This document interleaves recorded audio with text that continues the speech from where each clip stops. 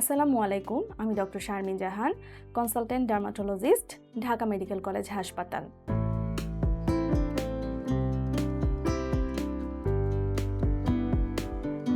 ত্বকের তিল বা ফ্রেকলস নিয়ে অনেক পেশেন্ট এসে থাকেন।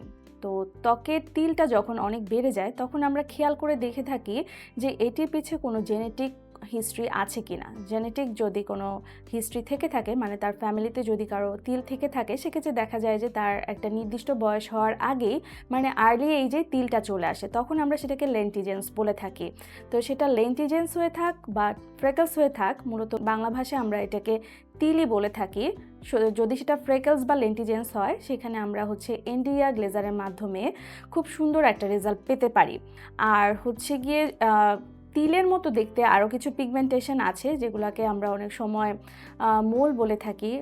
অনেক সময় সেটা গিয়ে জন্মদাগ বা নিভাস হতে পারে, যেটা তিলের মতো দেখা যায়। তো সেগুলোর জন্য আলাদা আলাদা ট্রিটমেন্ট আছে, লেজারেও ভালো ফলাফল পাওয়া যায়।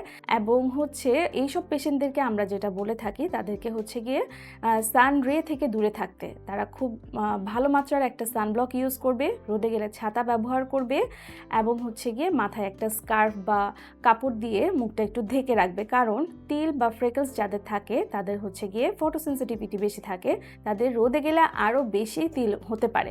এই অ্যাডভাইসগুলো যদি তারা মেনে চলে, তাহলে তিলটা আর বাড়বে না, এবং যতটুকু চলে এসছে সেটার জন্য তারা বিশেষজ্ঞ ডক্টরের শরণাপন্ন হয়ে লেজার বা অন্য যে ট্রিটমেন্ট তাদের জন্য সাজেস্ট করা হয়, সেটি নিলে তারা গিয়ে তিলটা সম্পূর্ণভাবেই রিমুভ করা সম্ভব।